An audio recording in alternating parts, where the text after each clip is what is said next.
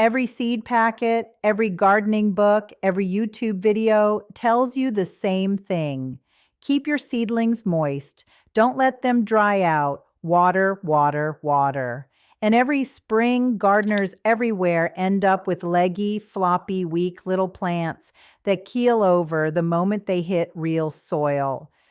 I did it wrong for decades. Then I started doing the opposite of what everyone said, and my seedlings got 3 times stronger. Thicker stems, deeper roots, plants that could handle wind, heat, and transplanting without skipping a beat. I'm not a scientist. I'm just a grandma who's killed enough seedlings to finally figure out what actually works. I've been growing my own food for over 50 years now. Started when my husband and I bought our first little house with a backyard the size of a postage stamp. I didn't know a thing about gardening back then, but I knew I wanted tomatoes that actually tasted like tomatoes. Since then, I've grown just about everything you can imagine. Tomatoes, peppers, squash, beans, cucumbers, herbs, flowers. I've made every mistake in the book, and I've made some mistakes that aren't even in the book yet. But the biggest mistake I made for the longest time, treating my seedlings like they were made of glass. And today, I'm going to save you 40 years of learning this the hard way. We're going to cover a lot of ground today. First, I'll explain why all that watering advice is actually working against you and what's really happening inside those little plants when you keep them too wet. Then I'll walk you through my actual watering method, step by step, from the day the seeds go in the soil until they're ready for the garden. I'll teach you how to read your seedlings so you know exactly when they need water and when they need you to leave them alone. And finally, I'll share the mistakes I still see people making, even experienced gardeners, that undo all their hard work. By the end of this video, you'll never look at your seedlings the same way again. Let me ask you something. If you had everything you needed right at your fingertips, would you work hard to go get it somewhere else? Of course not, and neither do plant roots. When you keep the soil moist all the time, those little roots have no reason to grow deep. Why would they? There's water right there at the surface, so they stay shallow, they stay small, and they stay weak. But when you let that soil dry out a bit, something amazing happens. Those roots start searching. They grow deeper, looking for moisture. They spread wider, exploring more soil. They get stronger because they have to work for their water. It's the same principle behind why trees that grow in windy areas have stronger trunks than trees that grow in sheltered spots. A little bit of stress makes them tougher. Now, I'm not talking about torturing your plants. I'm talking about controlled stress. There's a big difference between letting soil dry out between waterings and letting your seedlings wilt and crisp up. Think of it like exercise. A good workout makes your muscles stronger, but if you ran a marathon every day with no rest, you'd break down. Same thing with plants. And it's not just the roots. Let me tell you about stems. When seedlings have constant moisture and usually too much warmth and not quite enough light, they get what gardeners call leggy. They shoot up tall and thin, reaching for light with stems like wet noodles. I used to think leggy seedlings were just what happened. I thought some seeds were better than others. Took me years to realize I was creating the problem myself. When you stress seedlings just a little bit with dry periods, they put more energy into building strong stems instead of racing to get tall. They stay compact. They stay sturdy, and when you transplant them into the garden, they don't fall over the first time a breeze comes through. My neighbor used to call my seedlings little tanks.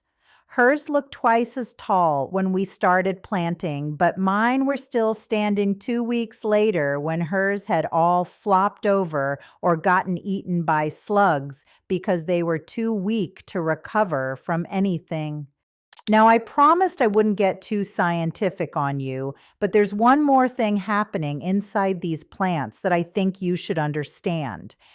When a plant is constantly wet, its cell walls stay soft. Water moves in and out easily, and the plant kind of relaxes. It doesn't need to toughen up. But when that plant experiences a dry period, it responds by thickening its cell walls. It's protecting itself, and those thicker cell walls make for a sturdier plant overall. This is why farmers sometimes dry down their crops before harvest. And it's why my tomato seedlings that went through a few dry spells ended up handling summer heat better than my neighbor's pampered plants ever did. All right, let's get practical. I'll walk you through exactly how I water my seedlings from start to finish. When I first plant my seeds, I do start with moist soil. Not soggy, but moist, like a wrung out sponge. If you squeeze a handful and water drips out, it's too wet. If it falls apart and won't hold together at all, it's too dry. I cover my trays with plastic or humidity domes to keep that moisture in while the seeds germinate. During this stage, I'm usually not watering at all because nothing's evaporating. This is the one time I do want consistent moisture. Seeds need it to break dormancy and start growing.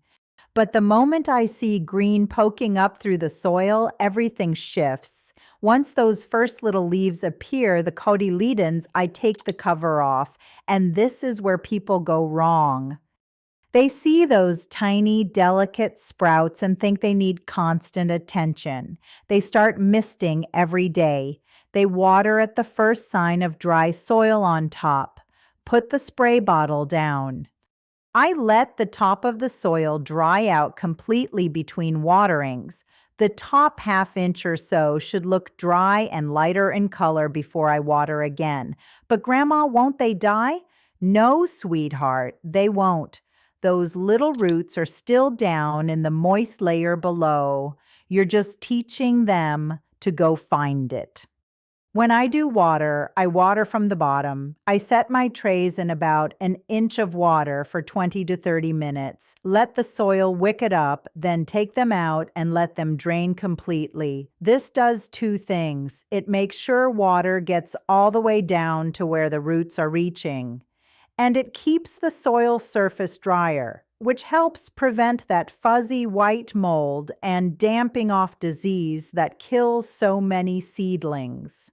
Once my seedlings have their first set of true leaves, the ones that look like actual tomato leaves or pepper leaves, I get even stingier with water. At this stage, I let them wilt. Just slightly. I know that sounds harsh, but I wait until I see the tiniest bit of droop in those leaves. Then I wait another few hours, and then I water. What I'm doing is pushing them right to the edge of their stress tolerance, then giving them what they need. Every time I do this, those roots grow deeper and those stems grow thicker. By the time my seedlings are ready to go in the ground, they've been through this cycle a dozen times. They're tough. They've learned that water isn't always available, and they've built the root systems to handle it. The last stage before transplanting is hardening off, and this is where all that drought training pays off. You probably know you need to gradually expose seedlings to outdoor conditions. A few hours outside, then more the next day, building up over a week or two. But what a lot of gardeners skip is reducing watering during this time too. I cut back even more during hardening off. I want those plants experiencing outdoor sun, wind, temperature swings, and less frequent water all at once. By planting day, my seedlings are absolute warriors. They've been through it all in miniature, so the real garden doesn't shock them one bit. Now, everything I just told you requires one skill that takes a little practice. You have to learn to read your plants. Let me show you what overwatered seedlings look like because it's not always obvious. First sign is the soil. If the surface of your soil is always dark and moist, never drying out, you're watering too much. Second sign is the stems. Overwatered seedlings often have pale, thin stems that are kind of translucent looking. They're full of water, but not full of strength. Third sign is the leaves. And this one tricks people. Overwatered seedlings can actually look wilted. I know it seems backwards. But when roots are sitting in wet soil too long, they can't take up oxygen properly, so the plant wilts even though there's plenty of water. Then people see the wilt and add more water, and it just gets worse. If your seedlings are wilting but the soil is wet, do not add more water. Let it dry out and see if they recover. Now let me show you what healthy drought stress looks like because it's different from a dying plant. The leaves will droop slightly, usually starting with the lower leaves. They'll look a little less perky, a little softer, but they won't be crispy, they won't be yellow, and they'll perk right back up within a few hours of watering. The soil will be light-colored on top and pulling away slightly from the edges of the container. When you stick your finger in, it'll feel dry down to about your first knuckle. The roots, if you tip the plant out of its container, will be visible around the outside of the soil ball, reaching for moisture. That's exactly what you want. There's a line between stress and damage, though, and you don't want to cross it. If your leaves are turning yellow or brown at the edges, you've gone too far. If they're so wilted they're lying flat against the soil, you've gone too far. If the stems are shriveling, you've definitely gone too far. When that happens, water immediately and thoroughly, and don't let them get that dry again for a while. They can usually recover if you catch it in time, but they'll be set back. The goal is to push them to the edge, not over the cliff. It takes some practice to find that sweet spot. But once you've done it for a season, you'll be able to look at a tray of seedlings and know exactly which ones need water and which ones can wait another day. Before I wrap up, let me tell you about the mistakes I see people making, even after they understand the concept. The first one is starting this drought training too early. You cannot let seeds dry out during germination. They will die, period. Wait until you see green above the soil before you start letting things dry. And even then, take it slow for the first week or so. Baby steps. Second mistake is using peat-based soil and letting it get bone dry. Once peat dries out completely, it becomes hydrophobic. Water just runs right off the top and down the sides without soaking in. If you're using peat-based mix, you need to catch it before it's completely dry, or you need to bottom water for longer to make sure moisture actually gets in there. Personally, I've switched to a mix with more cocoa coir, which doesn't have this problem. But if peat is what you have, just be aware of it. Third mistake is being inconsistent. You can't baby your seedlings for 3 weeks, then suddenly let them dry out hard and expect good results. That kind of shock isn't healthy stress. It's just shock. Once you start training them, be consistent. Regular dry down cycles, regular recovery periods, predictable stress they can adapt to. Fourth mistake is combining drought stress with other problems. If your seedlings are already struggling, maybe they're not getting enough light, or they're too cold, or they've got some pest issue, this is not the time to also make them thirsty. Get everything else right first.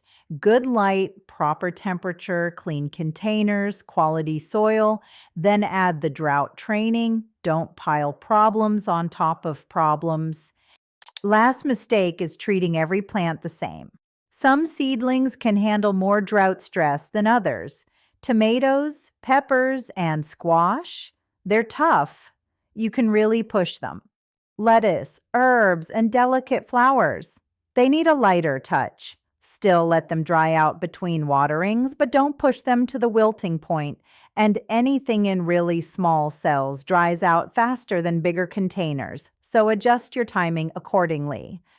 So let me bring all of this together. The conventional advice to keep seedlings constantly moist creates weak plants with shallow roots and floppy stems. By letting your soil dry out between waterings, you force those roots to grow deep and those stems to grow strong. Start with moist soil for germination. Once you see sprouts, let the top dry between waterings. As they grow, push them a little further, letting them wilt slightly before watering. During hardening off, reduce water even more. Learn to read your plants. Watch for the signs of proper stress versus the signs you've gone too far, and adjust based on what you're growing and what containers you're using. I can't tell you how many years I wasted babying seedlings that turned into weak plants that couldn't survive a summer in the garden. Once I learned to let them struggle a little, my whole garden improved. My tomatoes got better, my peppers got better, even my finicky eggplants finally started thriving. If you've been drowning your seedlings with love like I did for 40 years, try this next season. Just one tray. Let it get dry. Watch what happens. I think you'll be amazed.